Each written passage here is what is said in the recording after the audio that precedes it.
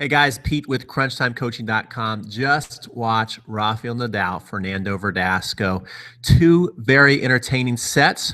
Roger wins it 6-3, 7-5. I really like watching those two play. Two lefties going at it, banging the ball, lots of topspin, lots of hustle, lots of great shots.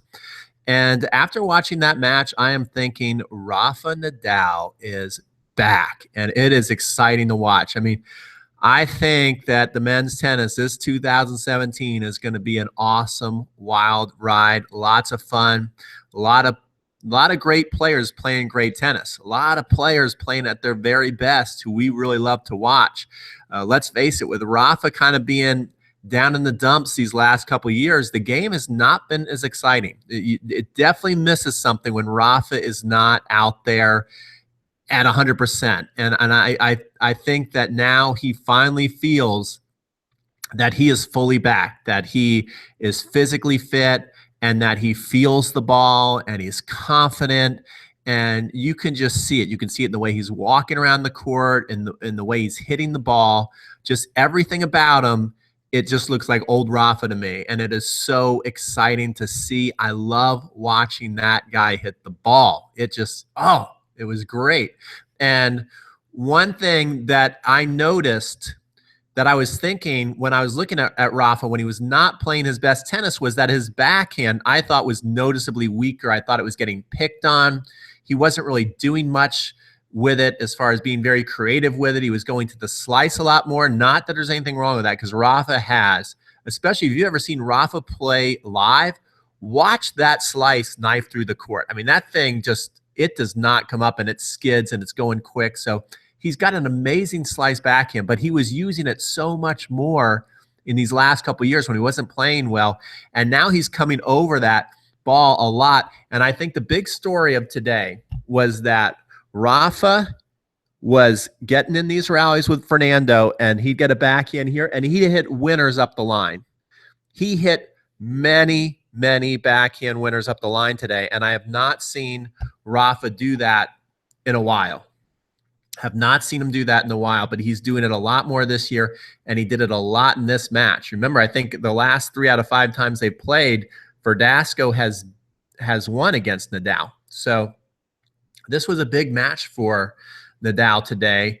Another big story of the match is now that Rafa is feeling more confident. I noticed, especially on a lot of big points, there were many shots where Rafa was able to bring his big topspin ball very near the baseline, and you saw Fernando Verdasco miss hit and usually hit the ball long after that. So that's another thing, that when Rafa is not on his game, his backhand is usually not as confident. He doesn't go for as much. He slices a lot more.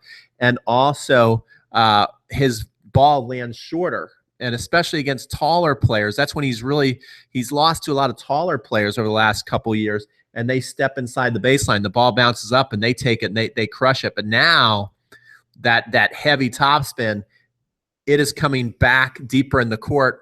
He still has his big buggy whip forehands, but he's also hitting across his shoulder a lot more, flattening a lot more balls out. He's playing closer to the baseline. He's not backing up in a defensive posture, taking a lot of balls early. And whenever he gets down a break point and really needs a point, one thing that he is doing is he is also getting on top of his opponent early. So when he serves, he's not going to hit a ton of aces against his opponents, but I think his juice is back on his serve. Looks like he's getting a little more firepower on his serve, and he is certainly stepping up into the court and dominating off the forehand right away, not allowing his opponents to get into points, especially on the break points. He's usually hitting a winner within the first 2 to 3 balls after that serve. So it's very exciting to see Rafa back. I'm excited. And guess what happens next? What happens next? Does anybody know? What happens next is if Federer can beat Steve Johnson today, tomorrow, I don't think they get a day off. Tomorrow, it's going to be Federer versus Nadal in, like, what is it, the round of 16 or the quarters? This is not normal, okay? This is not normal. I think it's at first, when I saw that Rafa was dropping in the rankings and then Federer taking the 6 months off, I thought it was a bad thing for tennis, because you want to see those guys play more in the finals. But looking at this Indian Wells, it's actually kind of cool because there are just so many crazy big headline main event matchups early in the tournament that it's pretty exciting. You know, you have another one that you have today is you have Novak Djokovic is going to play Del Potro. I don't think that that's very normal, but Del Potro, since he's been injured so much, he's only ranked 35 in the world. So that's another big heavyweight matchup. So we're seeing early on in this tournament, lots of heavyweight matchups. It makes the tournament very unpredictable, where it's like almost impossible to pick who's going to win this tournament. And I think it's very exciting, rather than just kind of the normal, hey, let's pencil in, you know, Roger versus Nadal, or let's pencil in Djokovic versus Murray, depending on, you know, what time of their career they're playing.